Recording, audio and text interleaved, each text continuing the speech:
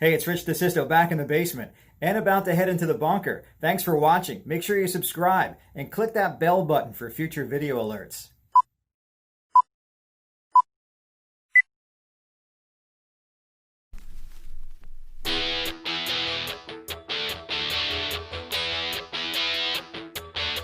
Hey, it's Rich DeSisto. This is The Bunker, Episode 6, coming to you from my basement where all my creature comforts live. All my friends are here as I shelter in place. A bunch of great guitarists, drummers, bass players, and a plethora of voices. Male, female, rock, blues, soul, R&B. One rock voice in particular had a very distinctive sound. Brad Delp, lead singer of the band Boston, who sadly passed away March 9, 2007.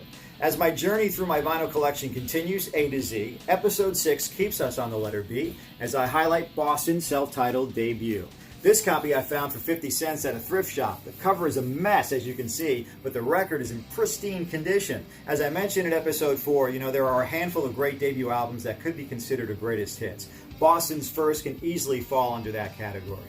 Every one of the 8 tracks are amazing. And Brad was not just the voice of Boston, he was also a contributing songwriter. Brad wrote the final song on the album, Let Me Take You Home Tonight, and he co-wrote one of the more intense numbers, Smokin', which became the B-side of the album's first single, More Than a Feeling. The album was created, like The Bunker, in a basement, the basement of founding member and MIT graduate Tom Scholz. The Boston sound, as it was referred to, nothing like it really, was the result of Scholz' love of classical music, melodic hooks, vocal harmonies, and guitar-heavy rock. He infused that style with a number of analog electronic effects he developed in his home studio. And as the story goes, after the first demo tape Tom and Brad submitted from their previous band Mother's Milk had failed to get anybody's attention, the tape then fell into the hands of Epic Records. They liked it so much, they wanted the band, now renamed Boston, to record in a recording studio with a producer. But Tom Scholz was adamant about wanting to record the album in his basement studio, so much so that he tricked the label into thinking that the band was recording on the West Coast, when in reality it was being produced in his Massachusetts home. The album is a complete recreation of the band's demo tape containing 6 songs written and composed many years prior to the release date of August 25, 1976. More Than a Feeling, one of the 6 songs, took 5 years to complete from 1970 to 75. Peace of Mind was completed by 74. Foreplay Long Time, described as a cross between Yes and Led Zeppelin, was the first song Tom ever recorded, on a 2-track machine no less. And Foreplay was the first piece of music he ever wrote back in 1969. Boston's debut album, a landmark in the 70s, was extremely successful, breaking all sales records, becoming the best-selling debut album in the US at the time, and winning the Century Award as the best-selling debut album. It sold 17 million copies in the United States alone and 25 million worldwide. A little perspective about the world of rock in 1976. Here's the short list of albums that preceded its release earlier that year. Boz Scaggs' Silk Degrees, David Bowie's Station to Station, The Rolling Stones' Black and Blue, Steely Dan's The Royal Scam, Genesis' A Trick of the Tail, Thin Lizzy's Jailbreak, Aerosmith's Rocks, Led Zeppelin's Presence, AC/DC's High Voltage, Frampton Comes Alive, and Rush's 2112. Pretty intimidating coming out of the gate with a new sound, right? But also pretty good company. I met Brad and Boston guitarist Barry Goudreau as members of their 90s band RTZ. Any band with that voice and Barry's guitar would be hard-pressed not to sound like Boston.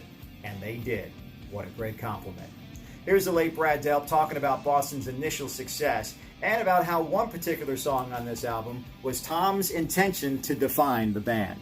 My recollection was, and I think it was true of both of us, that we thought it was either going to do real well or just zero. That, because it, as I say, I think for the time it was different than what was going on. And we did realize that it didn't sound to me like other things on the radio. I didn't know if that was going to be a plus or not. And fortunately, it just took off right away. We set out for supposed to be a 6-week tour right after the first record came out, and we came back about 11 months later. Shows kept adding and records kept selling. I think it's a challenge that every young band has to try and have some kind of success. And I think success to me, and I think probably to Tom too, was not so much dollars and cents as it was just acceptance, feeling that what you were doing made sense to other people as well. And so the fact that the record sold as well as they did was, I think, in many ways a vindication of what we've been doing all this time.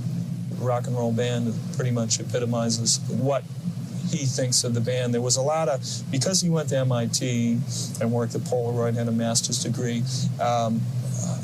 there was this kind of notion of it being a very sort of, him being a technical wizard. But I think if you listen to the record, you hear very little of that. It's actually quite the opposite. Nothing is computerized. It's basically guitars, drums, keyboards, and singing. It's basically a rock and roll band, and I think that's really what he was trying to say. Hopefully get that across.